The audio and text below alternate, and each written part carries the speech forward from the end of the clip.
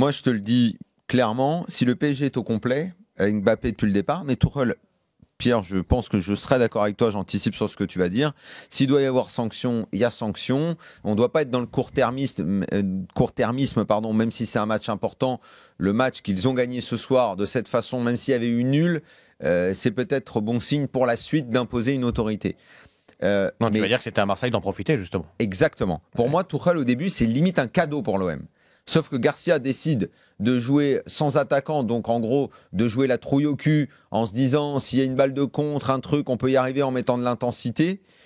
Ça a joué sur le niveau global du match. Et je termine ma phrase que j'ai commencé sans la finir avant. Le PSG au complet, vu ce qui se passe dans les premières minutes, c'est-à-dire avec Mbappé, ouais, je pense que l'OM peut prendre une dérouillée monumentale ce soir.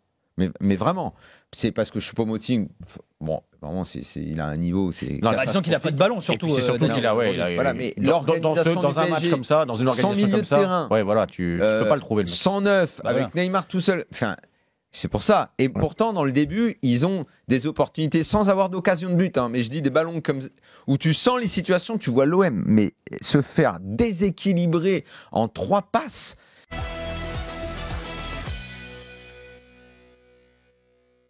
Tu sais quoi, c'est même pas question est-ce qu'on doit leur en vouloir ou pas, ça peut même arriver. C'est qui met le deuxième but du PSG, j'ai dit Meunier. Ouais, ça peut même arriver, c'est pas là le problème. Mais par contre, ce qui aurait été gênant, c'est que finalement Tourelle ne prenne aucune sanction et laisse faire, parce que pour une fois qu'un coach au Paris Saint-Germain assume une réalité qui se présente à lui en sanctionnant une erreur d'un ou deux joueurs, moi je dis bravo.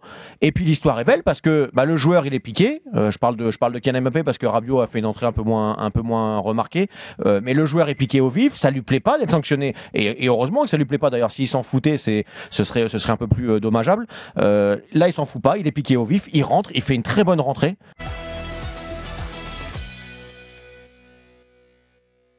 Comme point d'appui, il y avait personne qui pouvait faire un peu de la verticalité. Alors Payet a essayé à un moment donné, Ocampos a essayé 2-3 fois d'aller dans la surface, Thauvin a essayé, mais c'était jamais de façon naturelle et fluide et trop prévisible, ça venait trop loin. Ça fait plus d'un an. C'était facile à maîtriser. Ça fait plus d'un an que ça dure. Il n'y a pas de neuf à l'OM. Il n'y a pas de neuf d'un niveau autre. Il n'y en a pas de très bon, mais vaut mieux encore en mettre un qui est. Je sais pas, Pierre. Franchement, j'en sais rien. Moi, j'aurais préféré voir Mitroglou quand même, ou Germain, mais même Mitroglou aujourd'hui devant quand même. Il n'y a pas de neuf pour jouer à. Mais alors tu donnes raison à Garcia quelque part, finalement.